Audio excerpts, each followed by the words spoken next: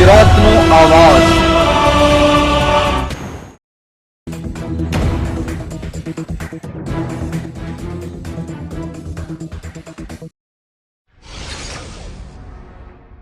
રાજકોટ જિલ્લાના ધોરાજીમાં સામાજિક વનીકરણ રેન્જ ધોરાજી ફોરેસ્ટ વિભાગની ટીમ દ્વારા અલગ અલગ વિસ્તારમાં ગેરકાયદેસર રીતે કપાતો દેશી બાવળ અને પીપળનો જથ્થો સાથે વાહનો અને 3 આરોપીને પકડી પાડવામાં આવ્યા।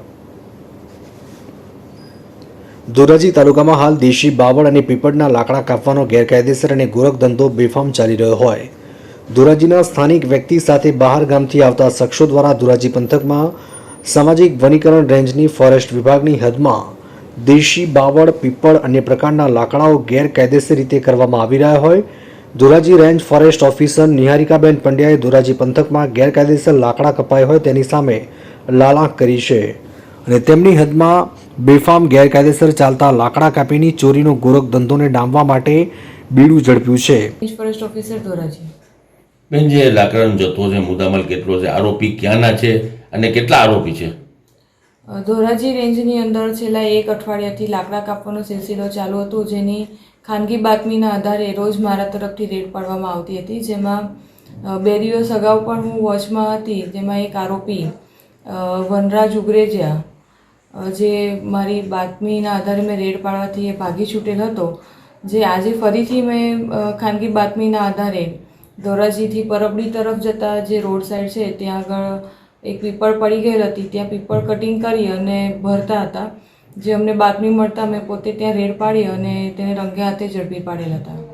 હાલ આરોપી કેટલા ફરાર છે અને આરોપી કેટલા છે કબજામાં છે?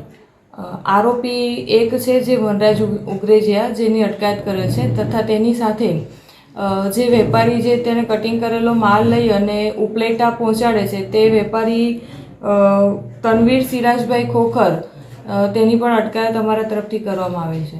કેટલો મુદ્દામાલ છે મેડમ? મુદ્દામાલ ગઈકાલે જે કટિંગ કર્યું હતું, જે ઉપલેટા રોડ ઉપરથી તેને કાપવામાં આવ્યું હતું, જે દેશી બાવળનું લાકડું હતું, જે અંદાજિત 25 થી 30 મણ હતું, જે અમે કબજે લીધું હતું, પરંતુ આરોપી ફરાર હતો, જે આરોપીની આજે ફરીથી અટકાયત કરવામાં આવી છે અને આજે જે તે કટિંગ કરવા જઈ રહ્યો હતો તે લાકડાની અંદાજિત 150 થી 200 મણ હશે। પણ ક્યાં ક્યાં વાહન કબજે કર્યા છે?